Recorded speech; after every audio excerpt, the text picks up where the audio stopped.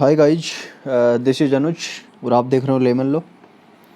Transfer of property act 1882 की questions की हमने सीरीज़ स्टार्ट कर रखी है। तो एक लेक्चर मैं डिलीवर कर चुका हूँ जिसमें मैंने डिस्कस किया था सेक्शन 1 से लेकर और सेक्शन 4 तक। जो नेक्स्ट वीडियो है इसमें हम डिस्कस करेंगे सेक्शन 5 से 53A है, लेकिन यहाँ पे मैं आपको लमसम ये कहूँ कि सेक्शन 5, 6, 7, 8 तक इसमें डिस्कस हो जाएंगे, क्योंकि मैंने यहाँ पे 30 क्वेश्चन लिए हैं। उसके बाद में जो नेक्स्ट वीडियो आएंगे उसमें मैं 6-7 इसके टीपीए के 7-8 वीडियो हैं जिसमें मैंने पूरी टीपीए के जितने भी क्वेश्चन हैं, आपके जुडिशरी में जितने भी क्वेश्चन आए हुए हैं वो सारे कवर कर दूँगा। तो बिना किसी टाइम वेस्ट के आगे चलते हैं। अगर आप जुडिशरी या किसी भी लो एग्ज़ाम की प्रिपरेशन कर रहे हो तो अगर आपके सिलेबस में टीपी है तो आपके लिए सीरीज़ हेल्पफुल रहेगी। अगर आप नहीं कर रहे हो तो आगे आपको देखने का इसका पर्पज़ नहीं है। आप वीडियो को यहीं स्टॉप कर दीजिए और मैं आगे इसको स्टार्ट करता हूँ। जो क्वेश्चन हमारा फर्स्ट है इसमें, क्वेश्चन फर्स्ट हमारा कह रहा है कि देखो कि which of the following section, जो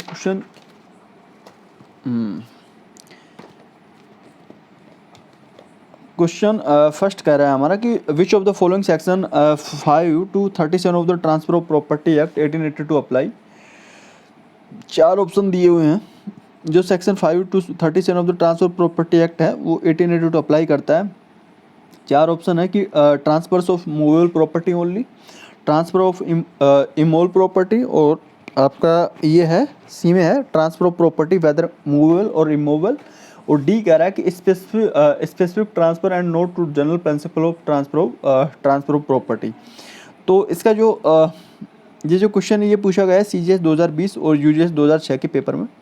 तो जब हम सेक्शन 5 से सेक्शन 37 की बात करते हैं, तो जब हम बेयर एक्ट का स्टार्टिंग में अगर आप देखोगे तो बेयर एक्ट के स्टार्टिंग में आपका जब इंडेक्स उसका पढ़ते हो तो जो सेक्शन आपका 5 से 37 जो बात करता है वो दोनों तरह की प्रॉपर्टी के बारे में बात करता है, चाहे आपकी वेदर मूवेबल प्रॉपर्टी हो और या चाहे आपकी इमूवेबल प्रॉपर्टी हो, दोनों तरह की प्रॉपर्टी के बारे में बात करता है 5 से 37। और 37 के बाद में जो 38 से 53A है वो सिर्फ और सिर्फ आपकी इमूवेबल प्रॉपर्टी के बारे में बात करता है। तो ये आपका यहाँ तक हो गया। तो इसका जो आंसर हो जाएगा वो हो जाएगा आपका सी हो जाएगा इसमें। ये transfer of property whether movable और इमूवेबल दोनों तरह की प्रॉपर्टी के बारे में बात करता है सेक्शन 5 से 37। तो आप ये इस टीपीए के बारे में देखो, ये दोनों तरह जब भी कोई अगर क्वेश्चन आए तो दोनों तरह की प्रॉपर्टी से डील करता है, मूवेबल प्रॉपर्टी हो या इमूवेबल प्रॉपर्टी हो। हालांकि जनरली ये होता है कि जनरली ये डील इमूवेबल प्रॉपर्टी से करता है, लेकिन जो मूवेबल प्रॉपर्टी के लिए अलग से एक एक्ट है sales of goods act, sales of goods act, तो वो आपकी मूवेबल प्रॉपर्टी से डील करता है, लेकिन ये एक्ट भी डील करता है। जो इसका सेक्शन ये होगा। तो फर्स्ट क्वेश्चन होगा आपका ये। जनरली स्टूडेंट्स को कन्फ्यूजन रहता है कि ये तो इमूवेबल प्रॉपर्टी के बारे में बात करता है, लेकिन ऐसा नहीं है, दोनों तरह की प्रॉपर्टी के बारे में ये डील करता है। क्वेश्चन सेकंड कह रहा है हमारा कि विच one of the following sections of the transfer of property act defines transfer of property. तो इनमें से कौन सा सेक्शन है जो ट्रांसफर ऑफ प्रॉपर्टी एक्ट का जो ट्रांसफर ऑफ प्रॉपर्टी को डिफाइन करता है। ये जो वर्ड है ट्रांसफर ऑफ प्रॉपर्टी, इसमें कौन सा सेक्शन इसको डिफाइन करता है। तो ट्रांसफर ऑफ जो प्रॉपर्टी एक्ट डिफाइन करता है वो आपका सेक्शन 5 डिफाइन करता है। जब आप बेयर एक्ट ओपन करोगे तो उसमें ऊपर मोटा मोटा लिखा हुआ है transfer of property act defined, तो वो आपका हो जाएगा सेक्शन डी। UGS 2012, 2009 और BGS 2012 में पूछा गया क्वेश्चन है। आगे चलते हैं थर्ड क्वेश्चन की तरफ। थर्ड क्वेश्चन कह रहा है कि transfer of property act governs transfer, कि जो ट्रांसफर ऑफ प्रॉपर्टी एक्ट है वो ट्रांसफर को गवर्न करता है। किस तरीके के ट्रांसफर को गवर्न करता है देखिए ध्यान से। ऑप्शन 4 हैं वही कि between living persons only, between living person and the transfers by the order of the court. C कह रहा है कि between living person and the transfer by operation of law. No भाई, ऑल ऑफ द अबव। तो इसमें जो आपका TPA है वो जो एक्ट जो गवर्न करता है वो आपका गवर्न करता है ओनली लिविंग पर्सन्स के बीच में, यानी कि इंटरव्यूवर्स के बीच में गवर्न करता है। Bye the order of the court ये भी गवर्न नहीं करता है। Between living person and the transfer by operation of law, अगर ऑपरेशन ऑफ लॉ होगा तो वो आपका वो भी इसके द्वारा गवर्न नहीं होता है।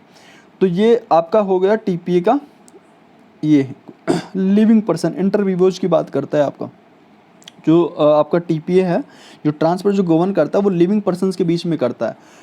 जो नॉन लिविंग पर्सन है उनके बीच में बात नहीं करता वो, हालांकि हम इसको आगे डिस्कस भी करेंगे डिटेल से। क्वेश्चन 4 देखिए आप, transfer of property act a living person connote, ठीक है, कोनोट्स एक लिविंग पर्सन कोनोट्स करता है a human beings only, limited company only, partnership firm only, all of these. जो 4 आप कह रहा है कि जो under the transfer of property act a living person connote, एक लिविंग पर्सन का मतलब क्या होता है इसमें, human beings only, limited company only, और डी सी कह रहा है पार्टनरशिप फर्म ओनली, और डी कह रहा है ऑल ऑफ दीज। तो इसका जो आंसर हो जाएगा ऑल ऑफ दीज, डी आ जाएगा इसमें हो जाएगा आपका डी, क्योंकि जो लिविंग पर्सन होता है ना ये सारा इंक्लूड करता है। और ये देखो इसकी जब हम बात करते हैं तो लिविंग पर्सन इंक्लूड करता है, तो ये भी मैं आपको बता देता हूँ। ये जो आपका है ये आपका सेक्शन 5 में दिया गया है, सेक्शन 5। अब सेक्शन 5 अगर बेयर एक्ट आप खोल रखे होगे तो उसमें देखिए सेक्शन 5 कहता है कि इन दिस सेक्शन जो लिविंग पर्सन है वो इंक्लूड करता है एक कंपनी, एसोसिएशन या बॉडी ऑफ इंडिविजुअल्स। कंपनी को इंक्लूड कर रहा है, एसोसिएशन को इंक्लूड कर रहा है और बॉडी ऑफ इंडिविजुअल्स को इंक्लूड कर रहा है, वेदर इनकॉर्पोरेटेड और नॉट, चाहे वो इनकॉर्पोरेटेड हो या ना हो, but nothing herein content sale affect any law for the time being in force relating to transfer of property to और बाई कंपनीज, एसोसिएशन और बॉडी ऑफ इंडिविजुअल। लेकिन इस एक्ट में ऐसा कुछ भी नहीं है जो अफेक्ट करेगा किसी भी लॉ को जो फॉर द टाइमिंग फोर्स, जो कि उस समय में, या ऐसे कहूँ कि उस जो टाइमिंग इन फोर्स मतलब जो कोई भी उस समय में अगर कोई लॉ फोर्स है उसको, जो relating to the transfer of property act, ठीक है, उसको वो अफेक्ट नहीं करेगा। या फिर बाई कंपनी और एसोसिएशन और बॉडी ऑफ इंडिविजुअल्स, तो इनके ऊपर वो प्रभाव नहीं डालेगा। तो ये सीधा सीधा कह रहा है जो सेक्शन 5 कह रहा है कि जो लिविंग पर्सन आपका इंक्लूड करता है वो कंपनी, एसोसिएशन और बॉडी ऑफ इंडिविजुअल्स को इंक्लूड करता है, चाहे वो इनकॉर्पोरेटेड हो या ना हो। लेकिन इस एक्ट में देखो, लेकिन इस एक्ट में कुछ भी ऐसा नहीं है जो सेल इफेक्ट वो जो उसको प्रभाव नहीं करेगा कोई भी लॉ को for the timing in force, जो कि उस समय में वो प्रवृत्त हो या उस समय में वो फोर्स में हो, जो कि रिलेटेड टू टीपीए या रिलेटेड जो आपका ट्रांसफर प्रॉपर्टी एक्ट है उससे रिलेटेड हो। तो ये हो गया आपका सेक्शन 5। आगे देखिए यूजीएस 2018 में पूछा गया क्वेश्चन है। अब हम चलते हैं सेक्शन 5 की तरफ। ये क्या कह रहा है कि ट्रांसफर प्रॉपर्टी एक्ट 1882 अप्लाइज होता है to the transfer of property, applies करता है to the transfer of property. किस तरह की प्रॉपर्टी अप्लाइज करता है transfer property? Made by act of parties, ध्यान से देखना, एक्ट ऑफ पार्टीज। बी कह रहा है बाय ऑपरेशन ऑफ लॉ, ना भाई, बाय ए डिक्री और ऑर्डर, या तो डिक्री या order of a court of competent jurisdiction. अगर कोई कॉम्पिटेंट ज्यूरिडिक्शन का कोर्ट है उसकी अगर ऑर्डर या डिक्री के द्वारा, और इन एग्जीक्यूशन ऑफ ए डिक्री और ऑर्डर इन एग्जीक्यूशन, अगर एग्जीक्यूशन में कोई डिक्री हो या ऑर्डर हो of a court of competent jurisdiction, अगर कोई कॉम्पिटेंट ज्यूरिडिक्शन का कोर्ट है जिसकी डिक्री या ऑर्डर उसके एग्जीक्यूशन में, तो ये अप्लाई कहाँ होता है? ये अप्लाई होता है bye act of parties. Question number 5 होगा, उसका आंसर हो जाएगा ए। जो टीपीए आपका जो अप्लाई होता है ट्रांसफर ऑफ प्रॉपर्टी में, तो वो बाय एक्ट ऑफ पार्टीज, मतलब उसमें 2 पार्टीज एक्ट करती हैं, उसके ऊपर अप्लाई होता है, ना कि बाय ऑपरेशन ऑफ लॉ, ना ही बाय डिक्री और order of a court of competent jurisdiction, और ना ही आपका जो ये है in execution of a decree और order of a court of competent jurisdiction. अगर कोई कॉम्पिटेंट ज्यूरिडिक्शन आपकी कोर्ट अगर कोई कॉम्पिटेंट ज्यूरिडिक्शन की आपकी कोर्ट है, वो अगर कोई ऑर्डर या डिक्री एग्जीक्यूट करती है तो उस पर भी ये अप्लाई नहीं होगा। तो इसका सीधा सीधा आंसर हो जाएगा आपका A, made by act of parties. Question number 5 का हो जाएगा ए। आगे चलते हैं। 6 कह रहा है आपका कि विच one of the following is not transfer by an act of parties under transfer property act. इनमें से कौन सा है जो नोट ट्रांसफर नहीं है bye act of parties under transfer property act? तो इस टीपीए एक्ट के अंतर्गत इसमें जो इनमें से कौन सा ट्रांसफर नहीं है बाय एक्ट ऑफ पार्टीज, मतलब जो पार्टीज के एक्ट के द्वारा ट्रांसफर नहीं है, तो ऑप्शन 4 है सक्सेशन, सेल, मॉर्टगेज, गिफ्ट। तो ये इन सब की बात करता है, ये टीपीए सेल की बात करता है, मॉर्टगेज की बात करता है, गिफ्ट की बात करता है, लेकिन जो आपका सक्सेशन है उसकी बात नहीं करता। सक्सेशन आपका गवर्न कहाँ से होता है? हिंदू सक्सेशन एक्ट आपका पढ़ा होगा आपने, अगर हिंदू लॉ आपने पढ़ा होगा तो हिंदू सक्सेशन एक्ट है, हिंदू लॉ में वहाँ से गवर्न होता है। और एक इंडियन अगर इंडियन सक्सेशन एक्ट है वहाँ से भी गवर्न होता है, तो वहाँ आपका सक्सेशन एक्ट वहाँ से गवर्न हो जाएगा। इसके बाद में यूपीसीजे 2003 में पूछा गया क्वेश्चन है, क्वेश्चन 7 क्या कह रहा है आप, क्वेश्चन 7 देखिए कि under section 5 of transfer property act living person include, living person में क्या क्या इंक्लूड करता है, मैंने अभी थोड़ी देर पहले इसको डिस्कस किया था डिटेल से। इंडिविजुअल्स ह्यूमन बींग्स ओनली, केवल आपके जो ऐसे कहें कि इंडिविजुअल ह्यूमन बींग्स ओनली, केवल ह्यूमन बींग्स को इंक्लूड करता है, कंपनी को केवल कंपनी को इंक्लूड करता है, या फिर कंपनी और एसोसिएशन या बॉडी ऑफ इंडिविजुअल्स और नन ऑफ दीज। तो इसका जो आंसर हो जाएगा वो हो जाएगा सी। ठीक है, ये मैंने डिस्कस किया था, बेयर एक्ट में साफ साफ लिखा हुआ है कि आपका जो इसमें ये कहूँ कि मैं जो सेक्शन 5 है, सेक्शन 5 में लिखा हुआ है कि जो आपका लिविंग पर्सन है वो इंक्लूड करता है कंपनी, एक एसोसिएशन या body of individuals, whether incorporated और not, but nothing herein content shall affect any law for the timing and force relating to the transfer of property to और by companies, association और body of individuals. तो ये हो गया, तो इसमें ये आ जाएगा, ये कंपनी होगा, एसोसिएशन हो गया, तो ये इंक्लूड करता है, ना कि केवल ये इंक्लूड नहीं करता, ये ना कि ना तो कंपनी ओनली कंपनी इंक्लूड करता है, ना ही ओनली ह्यूमन बीइंग, तो ये सारा इंक्लूड करता है। आपको देखो ये क्वेश्चन कितना इंपॉर्टेंट है, PGS 2012, BGS 2013, UGS 2015, HSJS higher judiciary, AGS 2011, काफ़ी एग्जाम में क्वेश्चन आया हुआ क्वेश्चन है, तो काफ़ी इंपॉर्टेंट क्वेश्चन है। क्वेश्चन 8 देखते हैं हम।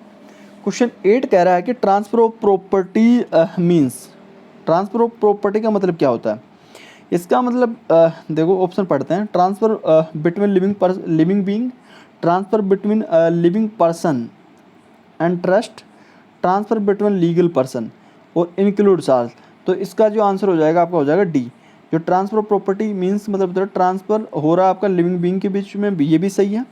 लिविंग पर्सन या ट्रस्ट के बीच में ट्रांसफर हो सकता है, ये भी सही है। और लीगल पर्सन के बीच में ट्रांसफर हो रहा है, वो भी सही है। तो ओ इंक्लूड्स ऑल कर रहा है। HPGS 2007 में पूछा गया क्वेश्चन है। क्वेश्चन नंबर 9 देखिए आप। क्वेश्चन नंबर 9 क्या कह रहा है आपका कि in respect of transfer property, ध्यान से देखिए, in respect of transfer of property under transfer property act which of the following statement is not true. Not true पूछ रहा है, ध्यान से देखना, नॉट ट्रू की बात कर रहा है। अरे नॉट ट्रू की बात कर रहा है कि इसमें से सही कौन सा नहीं है। ऑप्शन 4 है कि transfer can be done immediately और इन फ्यूचर। ट्रांसफ़र है वो कैन बी डन किया जा सकता है या तो इमीडिएटली या इन फ्यूचर, तो ये भी आपकी बात सही है। इसके बाद कह रहा है कि transfer of property can be done to one और more living person.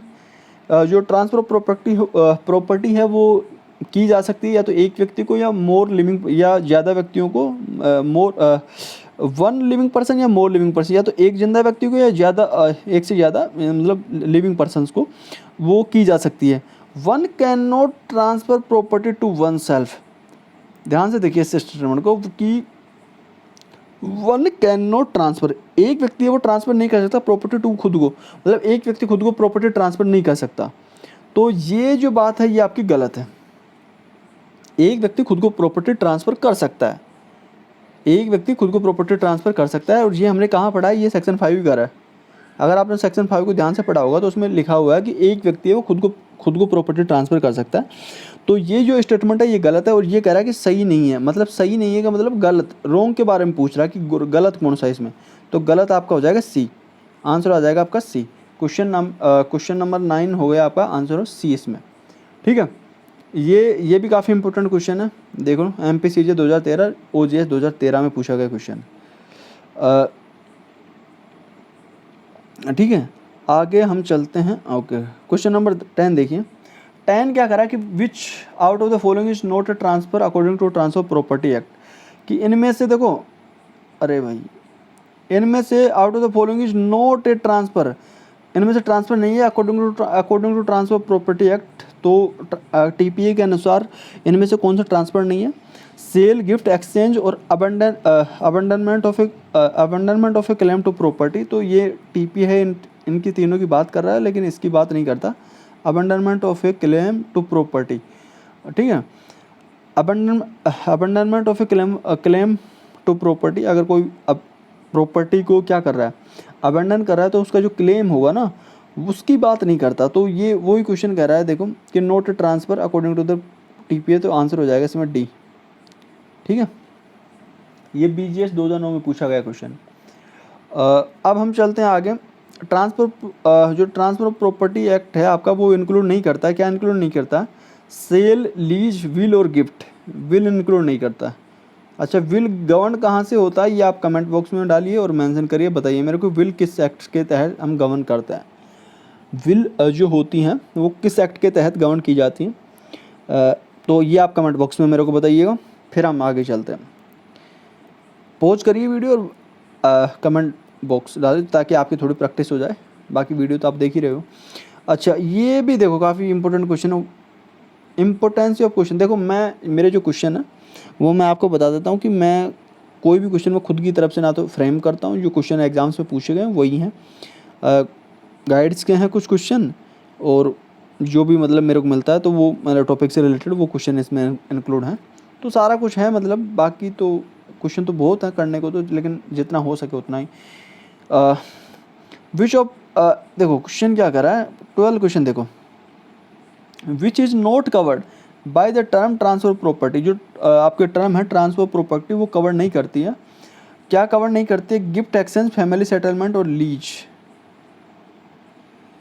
Which is not covered by the term transfer property act, जो ट्रांसफर प्रॉपर्टी एक्ट है उस टर्म के, वो जो टर्म के द्वारा कवर नहीं किया जाता। फैमिली सेटलमेंट को नहीं आपका जो ये है उसको, ये ट्रांसफर प्रॉपर्टी एक्ट है वो कवर नहीं करता है।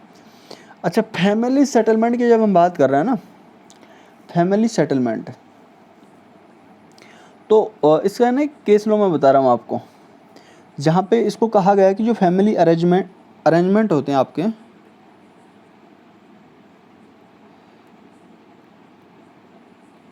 जो आपके फैमिली अरेंजमेंट होते हैं ना, उसको आपको टीपीए का पार्ट नहीं माना गया है। फैमिली अरेंजमेंट होते हैं वो is not a transfer of property, और ये बात कई केसेस में कही गई है। इस एक केस है आपका महेश चंद्र शर्मा वर्सेस राजकुमार शर्मा,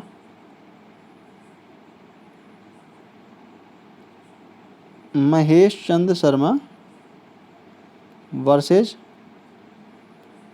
राजकुमार शर्मा। राजकुमार शर्मा AIR 1996, ठीक है, AIR 1996 का केस है। उसमें भी कहा गया है कि जो फैमिली अरेंजमेंट होते हैं वो is not a transfer of property. इसके अलावा एक केस और है आपका साधु महादेव दास वर्सेस पंडित मुकुंद राम, AIR 1955। इसमें भी कहा गया है कि जो आपके फैमिली अरेंजमेंट होते हैं वो आपके पार्ट नहीं होते हैं। तो ये मैंने आपको एक्स्ट्रा नॉलेज के लिए बता दिया, बाकी आपका काम का है नहीं ये चीज़, ठीक है। अच्छा, 13 देखते हैं हम।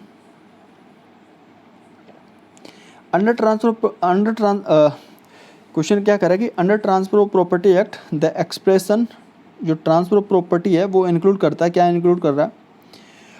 ए जो कह रहा है आपका वो ये कह रहा है कि पार्टीशन, बी कह रहा है सरेंडर, सी कह रहा है फैमिली अरेंजमेंट और डी कह रहा है नन ऑफ दीज। तो इंक्लूड की बात कर रहा है कि इंक्लूड क्या करता है, तो पार्टीशन, सरेंडर, फैमिली अरेंजमेंट, इन तीनों को इंक्लूड नहीं करता, नन ऑफ दीज आ जाएगा इसमें आंसर। 13 का जो आंसर हो जाएगा वो डी हो जाएगा आपका, नन ऑफ दीज, क्योंकि ना तो पार्टीशन को इंक्लूड करता, ना ही सरेंडर को इंक्लूड करता, ना ही फैमिली अरेंजमेंट्स को इंक्लूड करता। अच्छा, पार्टीशन का भी मैं बता देता हूँ आपको केस, कि जो पार्टीशन का जो केस है वो कह रहा है कि partition is not a transfer property, और ये एक फेमस केस है, ये पूछा भी गया है एक बार क्वेश्चन, किसी में आएगा आगे साइज, किसी एग्जाम में पूछा गया क्वेश्चन है। VN Sarin versus Ajit Kumar, VN Sarin versus Ajit Kumar का एक केस है, AIR 1966 का केस है। उसमें कहा गया है ये कि जो पार्टीशन होता है वो आपका नहीं होता, क्या नहीं होता, ट्रांसफर प्रॉपर्टी नहीं होती, वो आपका ट्रांसफर ऑफ प्रॉपर्टी नहीं माना जाता पार्टीशन को। इसके अलावा सरेंडर की जो बात की गई ना, surrender of property for temple shall not be deemed as a transfer property act. अगर कोई मान लो कोई व्यक्ति है वो सब प्रॉपर्टी को सरेंडर कर रहा है किसी टेम्पल के लिए, तो वो भी उसको भी ट्रांसफर प्रॉपर्टी नहीं माना गया है। और ये जो बात कही गई ये कहाँ पे कही गई है वो भी मैं बता देता हूँ आपको। एक केस है V Rao versus Ramchand, V Rao versus Ramchand, V Rao versus Ramchand का केस है AIR 1929, AIR 1929 का केस है। उसमें कही गई है V Rao versus Ramchand AIR 1929 का केस है। उसमें कहा गया कि surrender of property for a temple shall not be deemed as a transfer property act. तो ये सब हो गया, 13 हो गया, 14 पे चलते हैं आगे। फैमिली अरेंजमेंट्स का मैंने बता दिया। Family arrangement not to transfer Mahesh Chandra आपका ये महेश चंद्र शर्मा वर्सेस जो राजकुमार शर्मा AIR 1996 का केस है, या फिर साधु माधव दास वर्सेस पंडित मुकुंद राम AIR 1955 का केस है। उसमें कही गई है कि जो फैमिली अरेंजमेंट्स होता है वो आपका ट्रांसफर प्रॉपर्टी नहीं होता। तो ठीक है, थोड़ा मैं इसको शॉर्ट कर लेता हूँ यार। अच्छा, अब 14 हम देखते हैं। 14 हमारा क्या कह रहा है, अरे यार 14 क्या कह रहा है हमारा, 14 कह रहा है कि which of the following is include the term living person, कि इनमें से कौन सा है आपका जो विच ऑफ द फॉलोइंग जो इंक्लूड करता है the term living person under the section 5 of the transfer property act. जो सेक्शन 5 ऑफ द जो TPA का जो सेक्शन 5 है वो लिविंग पर्सन जो टर्म है उसको इंक्लूड करता है। तो कौन करता है भाई, 8 company and association body of individuals all of the above.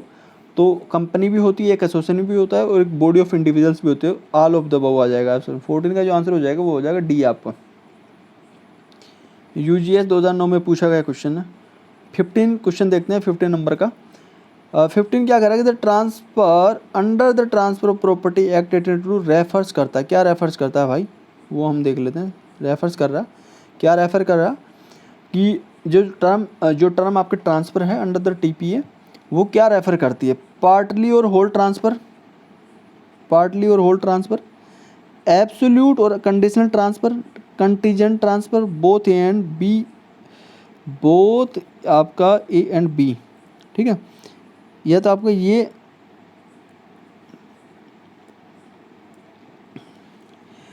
Partly और होल ट्रांसफ़र, एब्सोल्यूट और conditional transfer, contingent transfer, both A and B या A। तो आंसर हो जाएगा इसमें D। अच्छा, ये सब कहाँ पे लिखा हुआ है बताइए मेरे को। ये पार्टली जो मैं अभी बात कर रहा हूँ ये कहाँ पे किस सेक्शन में इन सब चीज़ों को कहा गया है कि पार्टली जो ट्रांसफ़र है वो इंक्लूड कर रहा है या फिर आपका जो होली ट्रांसफ़र है वो उसको इंक्लूड कर रहा है। तो ये भी आप मेरे को कमेंट बॉक्स में मेंशन करके बताइए। ठीक है, बताइए मेरे को कहाँ पे लिखा हुआ है कि पार्टली और कंडीशनल ट्रांसफ़र कर रहा है कि किसकी बात कर रहा है। और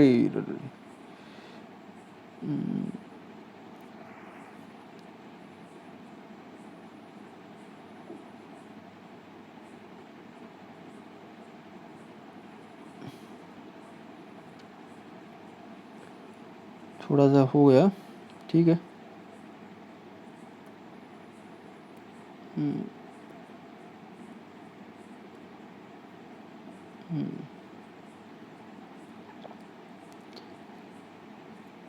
अरे थोड़ा सा गड़बड़ हो गया काम। ठीक है, कौन सा क्वेश्चन नंबर हमारा जो क्वेश्चन था हमारा, हाँ ये क्या था, 15 नंबर क्वेश्चन की बात कर रहे थे कि जो ट्रांसफ़र है वो इंक्लूड करता है ट्रांसफर प्रॉपर्टी एक्ट 1882। वो रेफ़र करता है, क्या रेफ़र कर रहा है, पार्टली और होल ट्रांसफ़र, एब्सोल्यूट और conditional transfer, contingent transfer, both A and B are correct, both A and B are correct. तो MPSC 2012 का क्वेश्चन है, इसका जो आंसर हो जाएगा आपका सेक्शन 7 की बात कर रहा है ये। ठीक है, सेक्शन 7 में कह रहा है, इसमें आपका आंसर हो जाएगा D, both A and B। तो बोथ A एंड B कैसे हो जाएगा वो मैं बताता हूँ। सेक्शन 7 की लैंग्वेज पढ़ते हैं एक बार, कि पर्सन कम्पिटेंट टू ट्रांसफ़र, कि कौन व्यक्ति कम्पिटेंट है ट्रांसफ़र करने के लिए। Every person competent to, every person जो कम्पिटेंट है to contact and to contact, जो कॉन्टैक्ट करने के लिए कम्पिटेंट है, और and entitle to transfer property, और वो जो ट्रांसफ़र जो आपके ट्रांसफर प्रॉपर्टी करने के लिए एंटाइटल्ड है, या authorised to dispose of transfer property, या ट्रांसफरेबल जो प्रॉपर्टी है, जो अंतरणीय संपत्ति है, उसको डिस्पोज करने के लिए ऑथराइज्ड है।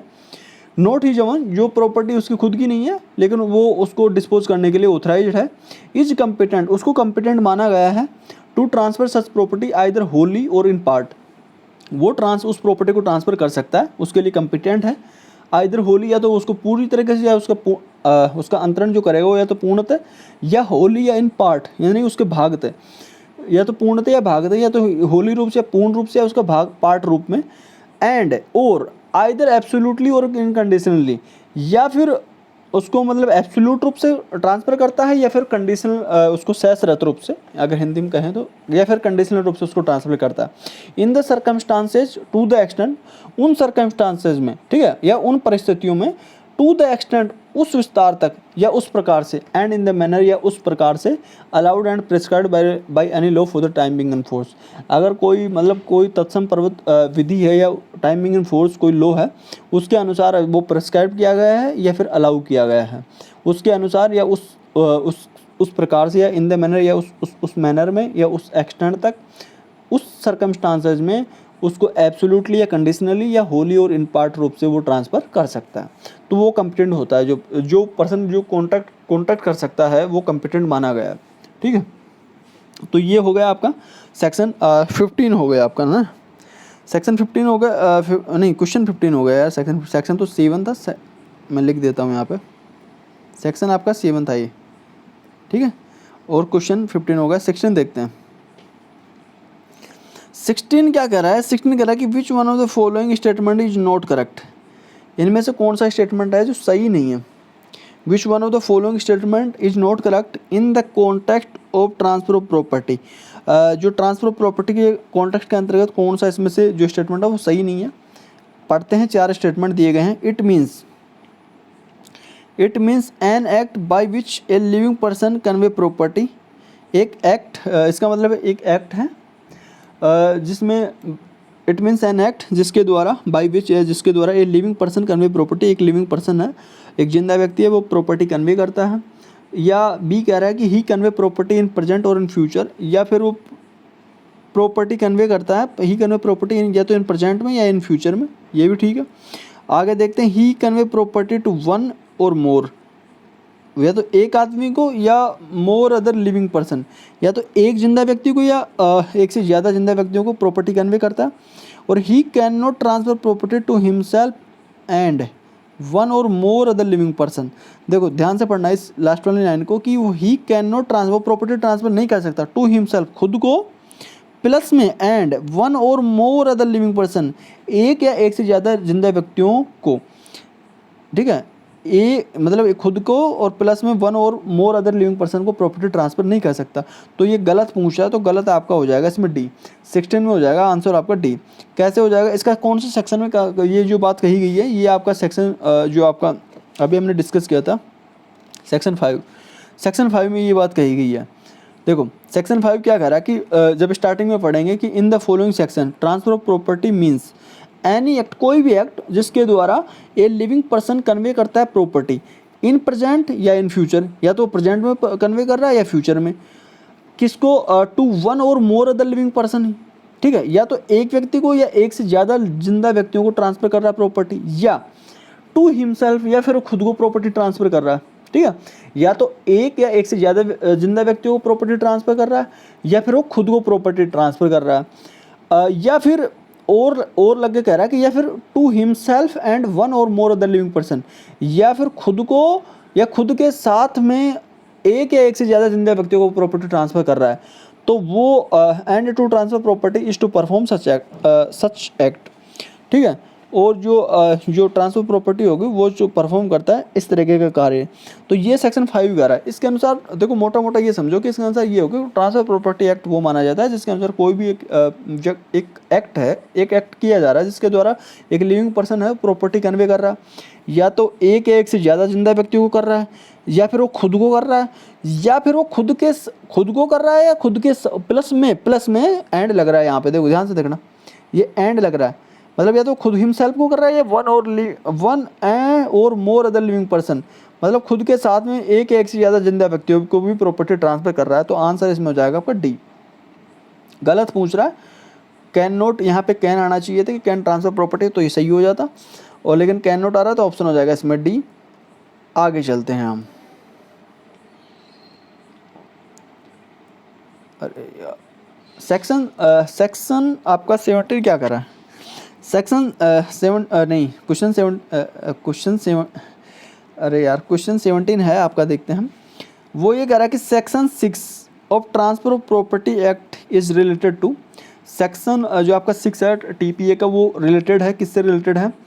ए कह रहा है कि transfer property, person competent to transfer, what may be transferred और नन ऑफ द दीज। तो आंसर हो जाएगा इसमें सी। ये तो सीधा सीधा क्वेश्चन पूछा गया है आपका, सेक्शन नंबर से पूछा गया क्वेश्चन है, ठीक है। ये कह रहा है कि जो आपका जो सेक्शन 6 है वो क्या है, उसकी हेडिंग ही लिखी हुई है कि वाट में भी ट्रांसफर, कि क्या क्या ट्रांसफ़र किया जा सकता है। लेकिन इसमें मैं आपको एक इंटरेस्टिंग बात बताता हूँ। ये जो सेक्शन 6 है ना, इस सेक्शन 6 में ये नहीं बताया गया कि आप क्या ट्रांसफ़र कर सकते हो, इसमें ये बताया गया है कि आप क्या नहीं ट्रांसफ़र कर सकते। इसका नाम ही यही होना चाहिए कि वाट में नॉट बी ट्रांसफर्ड, आप क्या ट्रांसफ़र नहीं कर सकते, लेकिन इसका हेडिंग है वाट में बी ट्रांसफर्ड। समझ रहे हो? तो इस तरीके से है, इसमें 10 कंडीशन दी गई हैं, वो जब डिटेल से पढ़ेंगे तो हम डिस्कस करेंगे इन सब चीज़ों को। 18 क्या कर रहा है? 18 देखो, which one of the following sections of transfer of property act provides that, provides कर रहा है the mere right to sue can not be transferred. तो इनमें से which one of the following section, इनमें से जो टीपीए के किन सेक्शनों में से जो प्रोवाइड करते हैं कि मेरे right to sue can not be transferred, वो ट्रांसफर नहीं किए जा सकते, सेक्शन 5, 6, 7 और नन ऑफ दीज। तो आंसर हो जाएगा आपका इसमें सेक्शन 6 बी, ठीक है।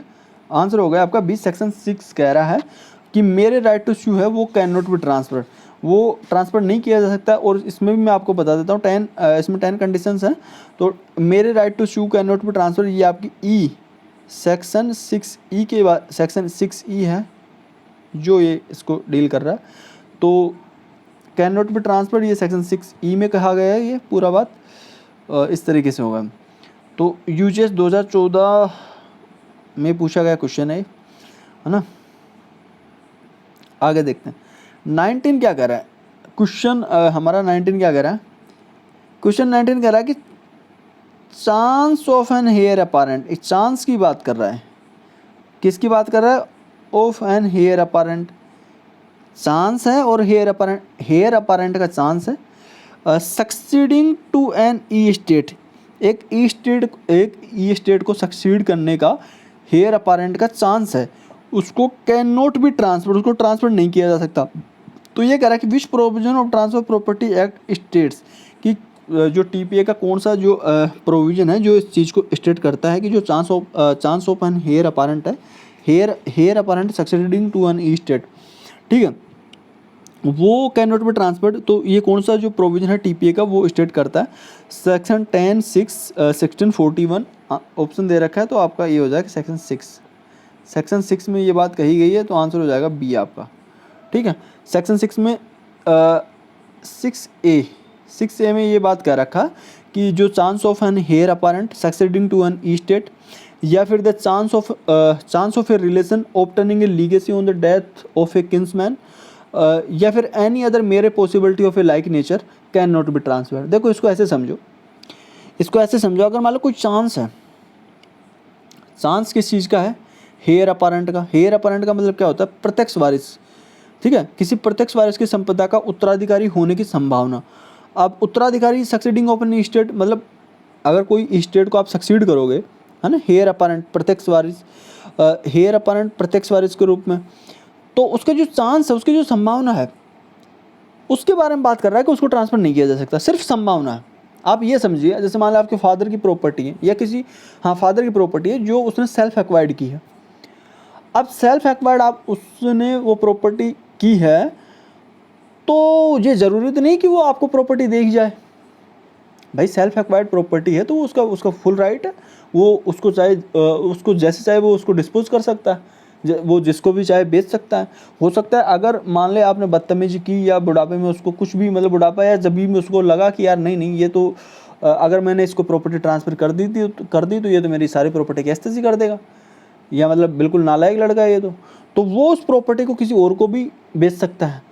तो ये आपके पास सिर्फ चांस है, हेयर अपॉरेंट है कि आप उस प्रॉपर्टी को सक्सीड कर सकते हो, लेकिन ये कन्फर्म नहीं है कि वो जो सेल्फ एक्वायर्ड प्रॉपर्टी आपके फादर की वो आपको आई जाएगी। तो ये चांस है, तो इस चांस को आप ट्रांसफ़र नहीं कर सकते। इसी तरीके से दूसरा जो सेक्शन 6A कह रहा है वो ये कह रहा है कि chance of a relation obtaining a legacy on the death of a kinsman. अब ये समझो किंसमैन का मतलब अगर किंसमैन की मृत्यु हो जाती है तो उसकी जो लीगेसी है उसको ऑब्टेन करने का, कोई रिलेशन का, वो भी चांस ही है। अगर कुल्ले की मृत्यु पर किसी नातेदार की वसीयत संपदा अभिप्राप्त करने की संभावना है, वो भी एक संभावना है, वो भी एक चांस है, वो भी ट्रांसफर नहीं किया जा सकता। अब इसको ऐसे समझो, जैसे मान लो कोई आपका रिलेटिव है और कोई रिलेशन है, उसकी कोई लीगेसी है, on the death of King's Men, अगर वो मर जाता है तो उसके बाद में उसके कुछ है नहीं, मतलब संतान वंतान है नहीं, तो आपको लग रहा है कि यार वो आपको दे जाएगा, उसकी लीगेसी है, उसकी जो ऐसे कहें लीगेसी को क्या बोलेंगे हम, एक वसीयत है, तो उसकी जो वसीयत है वो आपको मिल जाएगी रिलेशन के नाते, क्योंकि आप रिलेशन में हो सकता है वो आपको दे जाए। लेकिन ये कन्फर्म तो नहीं है भाई, हो सकता है वो और किसी को दे जाए, कोई ज़रूरी थोड़ी कि तुम्हें दे के जाए वो। तो ये सिर्फ एक चांस है, तो इस चांस को आप ट्रांसफ़र नहीं कर सकते। ये सेक्शन 6 कह रहा है कि इसको आप ट्रांसफ़र नहीं कर सकते, या इसको आप कैन नॉट बी ट्रांसफर्ड। ये इसको देखो, एक वर्ड है स्पेस सक्सेशनिस्ट, इसको आगे हम डिस्कस भी करेंगे। ये एक वर्ड है, इसको ये जो अभी जो मैं डिस्कस कर रहा हूँ इसको स्पेस सक्सेशनिस्ट बोलते हैं। इसको हम ट्रांसफ़र नहीं कर सकते क्योंकि एक तरीके से एक संभावना है, संभावना को थोड़ी ट्रांसफ़र कर सकते हैं भाई। जब तक आपको वो मिल ना जाए प्रॉपर्टी, तब तक आप तभी तो आप दूसरे को बेचोगे ना। आपको लग रहा है कि यार प्रॉपर्टी आपको मिल जाएगी और वो प्रॉपर्टी आपको मिलती नहीं है और आप उसको पहले उसको बेच देते हो, मतलब मिली नहीं है, आप चांस था, उस चांस को आपने बेच दिया, तो वो नहीं होगा। क्वेश्चन नंबर 20 देखते हैं। How many exceptions are mentioned under section 6 of the transfer property act. जो टीपीए के अंदर कितने, जो सेक्शन 6 है उसके अंदर कितने एक्सेप्शन मेंशन किए गए हैं, तो मैं बता देता हूँ। सेक्शन ये आपका 10 है इसमें टोटल, जब आप गिनोगे ए से लेकर के, ठीक है, ए से लेकर के आपका आई तक है, ए से लेकर आई तक है, उसमें आपका डी और जोड़ दिया गया है। डी आपका जो जोड़ा गया है वो इंसर्ट किया गया है, जो आपका जो एक्ट 20 है वो 1929 मतलब 1929 में डी अलग से जोड़ा गया था इसमें, इस सेक्शन 6 में। तो इस तरीके से आपको 10 हो जाते हैं इसमें, चार टोटल आपके 10 एक्सेप्शन हैं। एक्सेप्शंस की बात कर रहा है ना, क्योंकि हमारे जो सेक्शन 6 के जो हेडिंग है वो ये है कि वाट मे बी ट्रांसफर्ड, और इसमें सेक्शन 6 में दे क्या रखा है, वाट मे नॉट बी ट्रांसफर्ड। तो इन जो दे रखा है वो 10 आपके एक्सेप्शंस में आ जाते हैं ना, तो इस चीज़ को आप ध्यान रखना। एक्सप्रेशन स्पेस सक्सेशनिस्ट, मैं भी डिस्कस कर रहा था इसी चीज़ को। जो एक्सप्रेशन है आपका स्पेस सक्सेशनिस्ट मीन्स, इसका मतलब क्या होता है, वही जो मैंने अभी डिस्कस किया आपका। नो चांस ऑफ सक्सेशन का कोई चांस नहीं है, या मेरे चांस और hope of succession, absolute succession, none of the above. तो 21 है, जो 21 में आपका क्या कह रहा है कि मेरे चांस ऑफ और होप, केवल चांस या होप है ऑफ सक्सेशन, केवल यहाँ पे आंसर हो जाएगा इसमें भी। पहले आंसर देख लीजिए, उसके बाद में आप डिस्कस करते हैं कि मेरे चांस, यहाँ पे केवल चांस है या फिर होप है ऑफ सक्सेशन की वो प्रॉपर्टी आपको मिल जाएगी, तो इसको बोलते हैं स्पेस सक्सेशनिस्ट बोलते हैं। इसका मतलब स्पेस सक्सेशनिस्ट का मतलब ही यही होता है कि ये यहाँ पे केवल मेरे चांस और होप ऑफ सक्सेशन है। तो ये हो जाएगा आपका आंसर बी। आगे चल लो। APJS 2011 और KJS 2015 में पूछा गया क्वेश्चन। अच्छा, क्वेश्चन 22 क्या कर रहा है, क्वेश्चन 22 कह रहा है, 22 कह रहा है कि which interest is not transferable. तो कौन सा इंटरेस्ट है वो ट्रांसफरेबल नहीं है आपका, विच इंटरेस्ट है वो नॉट ट्रांसफरेबल, जो आपका ट्रांसफरेबल नहीं है। वेस्टेड इंटरेस्ट, कंटीजेंट इंटरेस्ट, मेरे स्पेस सक्सेशनिस्ट और इंटरेस्ट ऑफ द लेसी। तो ये जो ट्रांसफरेबल नहीं है वो यही है, मेरे स्पेस सक्सेशनिस्ट ये है, ये आपको ट्रांसफ़र नहीं किया जा सकता, ये एक ट्रांसफरेबल नहीं है, ये इसको आप ट्रांसफ़र नहीं कर सकते हो भाई, मेरे स्पेस सक्सेशनिस्ट को। तो वेस्टेड इंटरेस्ट, इसकी बात हम आगे करेंगे जब हम सेक्शन इसको 19 और 21 की जब हम बात करेंगे, तो वहाँ पे वेस्टेड इंटरेस्ट और कंटेंजेंट इंटरेस्ट को डिटेल में डिस्कस करेंगे जब इनके क्वेश्चन आएंगे तब। Which of the following statement is correct, इनमें से कौन सा स्टेटमेंट है जो सही है। स्टेटमेंट 4 दे रखे हैं, इनको हमें पढ़ना है और फिर हमें डिसाइड करना है कि कौन सा स्टेटमेंट यहाँ पे सही है। तो आपका 23 क्या कह रहा है, पहला कह रहा है कि an easement can be transferred apart from the dominant heritage. जो ईजमेंट है आपका वो ट्रांसफर किया जा सकता है apart from the dominant heritage. जो डोमिनेंट हेरिटेज है उससे अलग या उससे अपार्ट, ठीक है, डोमिनेंट हेरिटेज से अपार्ट या उससे अलग, डोमिनेंट हेरिटेज से अलग कोई ईजमेंट को हम ट्रांसफर कर सकते हैं। तो ये आपका हो गया गलत। बिना डोमिनेंट हेरिटेज हम जो ईजमेंट का राइट है उसको हम ट्रांसफर नहीं कर सकते, तो ये आपका हो गया गलत। A mere right to sue can not be transferred, एक केवल राइट टू शू है वो ट्रांसफर नहीं किया जा सकता, तो ये आपका हो गया सही। ये हमने 6 में पढ़ा है, ठीक है, हमने 6 में पढ़ा है कि मेरे right to sue can not be transfer. 6E मैंने बताया भी था आपको, 6E में पढ़ा है। इसके बाद में ये कह रहा है a right to future maintenance can be transferred, जो एक राइट है फ्यूचर मेंटेनेंस का वो कैन बी ट्रांसफर किया जा सकता है, तो ये भी आपका गलत हो गया कि राइट का जो फ्यूचर मेंटेनेंस का राइट है वो DD मैंने बताया ना, सेक्शन 6 का DD यही इंस्टेट किया गया था 1929 में। उसमें यही कहा गया था कि a right to future maintenance in whatsoever manner arising, चाहे सिक्योर्ड हो या डिटरमाइनेड हो, उसको कैन नॉट बी ट्रांसफर, वो ट्रांसफर नहीं किया जा सकता। भाई अगर कोई राइट है आपका फ्यूचर मेंटेनेंस का कि फ्यूचर में आपको मेंटेनेंस मिलेगा, वो आपका अधिकार है, अब उस अधिकार को थोड़ी ट्रांसफर कर दोगे। जब तक वो मेंटेनेंस आपको मिल जाएगा, जब आप उसका पैसा आपको मिल जाएगा तो पैसे को आप ट्रांसफर कर दो, कोई दिक्कत नहीं। लेकिन वो जब तक वो राइट है उस राइट को आप ट्रांसफर नहीं कर सकते। तो वही ये सेक्शन DD जो 6 का DD है वो बात कर रहा है, जो 1929 में इंसर्ट किया गया था, 1929 में सेक्शन 6 में इंसर्ट किया गया था। अच्छा, ये नीचे आप ही पढ़ लेते हैं एक बार। ये क्या कर रहा है कि the salary of public officer after it has become payable can be transferred. जो सैलरी ऑफ पब्लिक ऑफिसर होती है वो आफ्टर, अगर वो इट हैज़ बिकम पेएबल, जब वो पेएबल हो जाती है तो उसको हम ट्रांसफ़र कर सकते हैं। तो ये भी नहीं कर सकते भाई, बिल्कुल नहीं कर सकते। इसको भी सेक्शन 6F में डील किया गया है। 6F क्या कह रहा है आपका, 6F कह रहा है कि a public office can not be transferred, ना तो एक पब्लिक ऑफिस को ट्रांसफ़र किया जा सकता, ना ही nor can the salary of a public officer, ना ही एक जो पब्लिक ऑफिसर की जो सैलरी होती है उसको ट्रांसफ़र किया जा सकता, वेदर चाहे बिफोर और after it has become payable. चाहे तो before it has become payable, चाहे जब वो एक पेएबल होती है, ठीक है, जब उसके देय होने से पहले, या उसको ऐसे कहेंगे जब वो पेएबल हो जाती है उसके देय होने से पहले या उसके बाद में, उसको ट्रांसफ़र नहीं किया जा सकता भाई। सैलरी को पेएबल होने से पहले या पेएबल होने के बाद में उसको ट्रांसफ़र नहीं किया जा सकता। लेकिन एक चीज़ मैं इसमें बता देता हूँ आपको, जब वो सैलरी आपको मिल जाएगी, ठीक है, मान लो वो सैलरी आपको मिल गई, उसके पैसे आपके हाथ में आ गए, तो पैसे को तो आप ट्रांसफ़र कर सकते हो, उसमें तो कोई दिक्कत है नहीं फिर।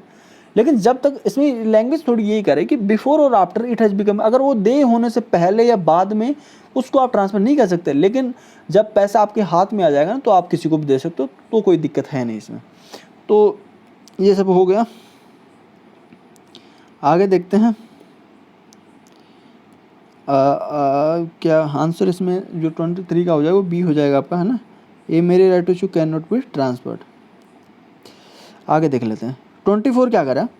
24 कह रहा है कि which of these can not be lawfully, अरे यार, which of these can not be lawfully transferred as per the TPA transfer property act 1882। तो इनमें से कौन सा है वो can not be lawfully transfer, जो लॉफुली ट्रांसफर नहीं किया जा सकता। सैलरी ऑफ पब्लिक ऑफिसर नहीं किया जा सकता, machinery attach to land, property yielding income,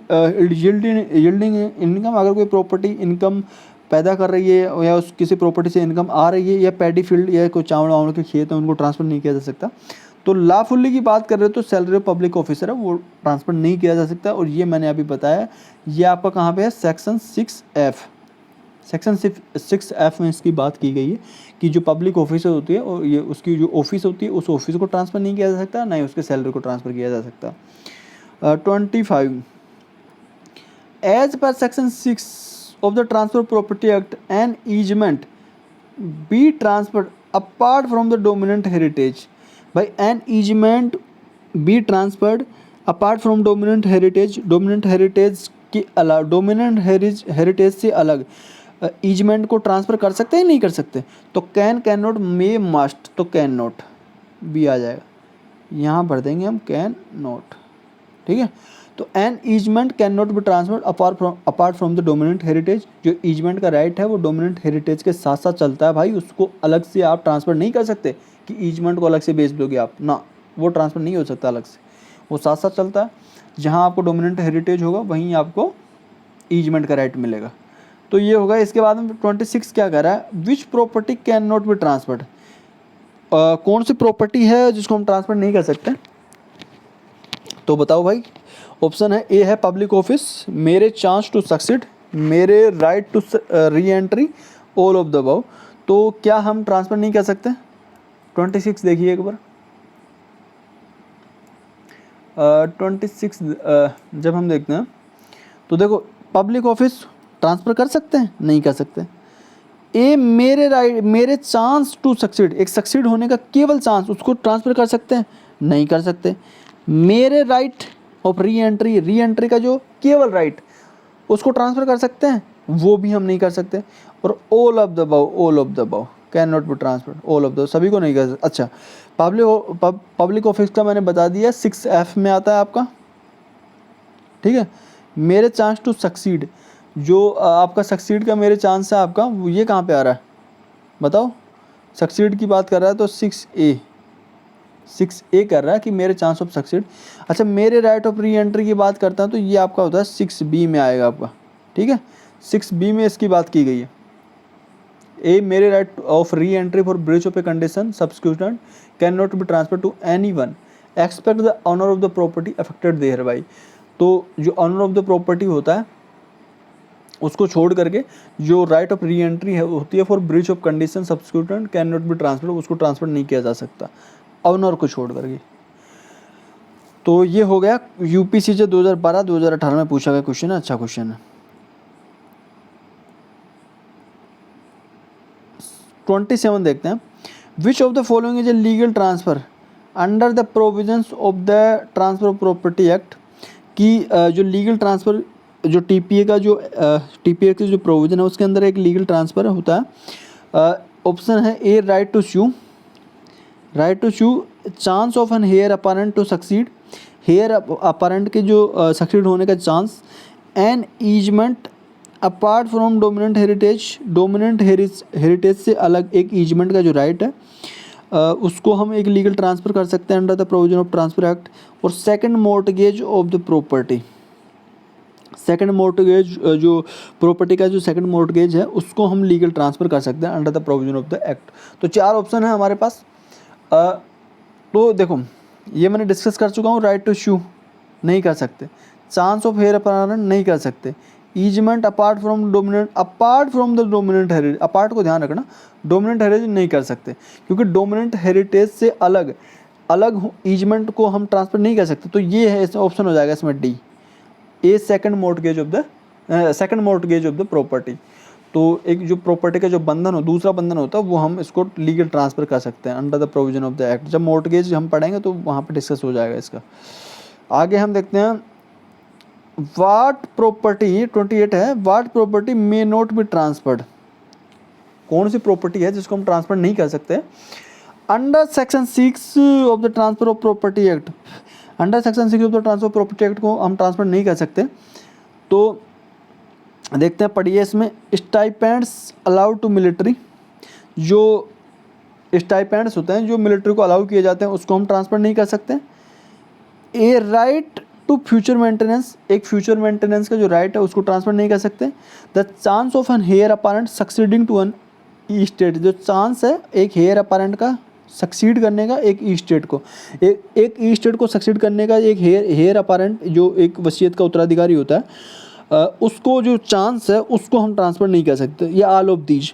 तो इसका जो 28 का जो आंसर हो जाएगा वो ऑल ऑफ दीज हो जाएगा, क्योंकि जो स्टाइपेंड्स की मैंने बात नहीं की है अब तक, तो स्टाइपेंड्स का भी मैं बता देता हूँ। स्टाइपेंड्स की बात की गई है सेक्शन 6G में। सेक्शन 6G में ये क्या, सेक्शन 6G क्या कहता है उसकी एक बार लैंग्वेज पढ़ते हैं हम। ये कह रहा है कि जो स्टाइपेंड्स होते हैं ना, जो allowed to military, naval, air force and civil pensioner of the government and political pensions can not be transferred.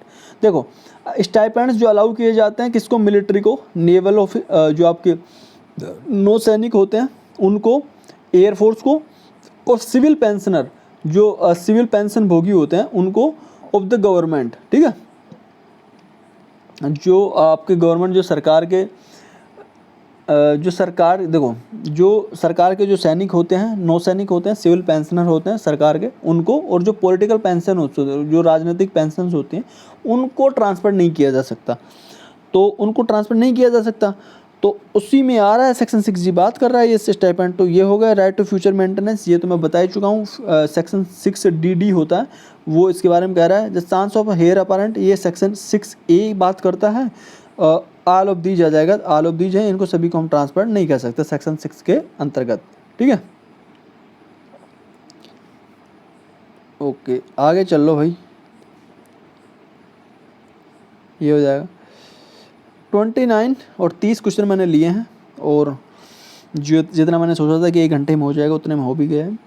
29 क्या करा कि under transfer property act the what property में भी ट्रांसफर्ड, कौन सी प्रॉपर्टी है जिसको हम ट्रांसफर कर सकते हैं, जो TPA के अंतर्गत व्हाट प्रॉपर्टी में भी ट्रांसफर, जो किस तरह की प्रॉपर्टी है जिसको हम ट्रांसफ़र कर सकते हैं।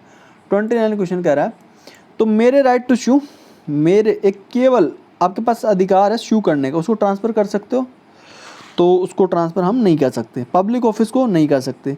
Chance of an heir apparent, heir apparent का चांस है सक्सीडिंग टू एन स्टेट, एक स्टेट सक्सीड करने का। हेयर अपारेंट का एक चांस है, उसको हम सक्सीड नहीं कर सकते। और any property transfer of which is not barred by law, या फिर कोई भी प्रॉपर्टी, एनी प्रॉपर्टी, कोई भी प्रॉपर्टी जिसको हम ट्रांसफ़र कर सकते हैं जो कि नॉट बार्ड बाई लॉ, जो कि लॉ के द्वारा बार्ड नहीं है या लॉ के द्वारा बार नहीं की गई है, उसको हम उस प्रॉपर्टी को हम ट्रांसफ़र कर सकते हैं। तो भाई any transfer the property of what में बी ट्रांसफ़र, जो ट्रांसफ़र किया जा सकता है वो D है, 29 में D, समझ रहे हो।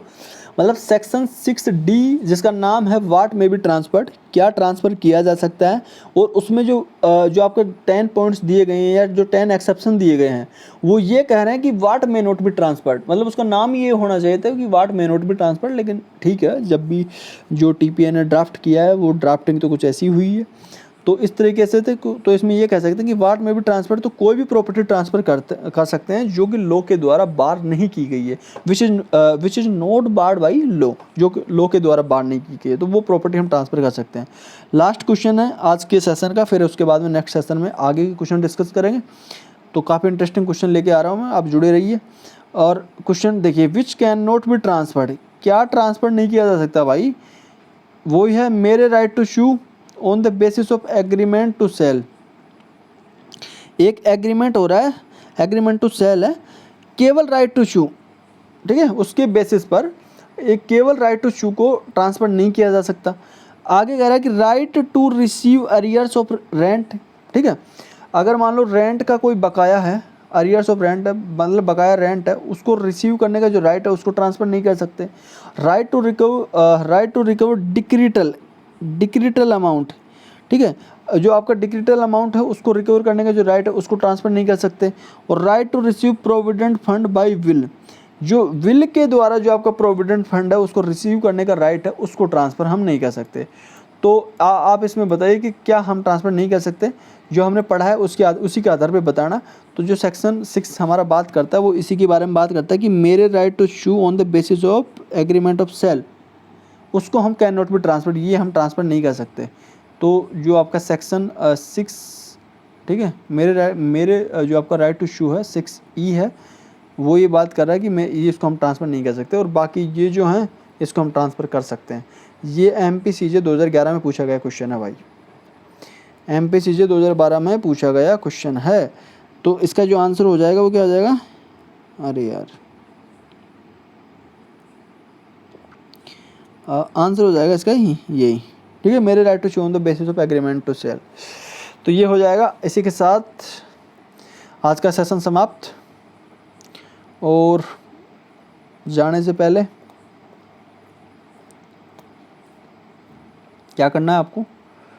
करना कुछ नहीं है, बस वीडियो देख लिया तो आप लाइक कर दीजिए और कमेंट में बताइए कि मैंने कुछ कहाँ पे कुछ किस तरीके के क्वेश्चन आगे आए और कैसे क्या ठीक रहा, कैसा आपको लगा, कैसा आपका एक्सपीरियंस है, उससे थोड़ा मेरे को पता चलता रहेगा। बाकी तो ठीक ही है ना। और एक मैं आपको बता देता हूँ यार, चैनल अपना है लेमन लो, ठीक है, लेमन लॉ को थोड़ा सब्सक्राइब कर लीजिए। अभी थोड़ी सपोर्ट की, आपके सपोर्ट की ज़रूरत है।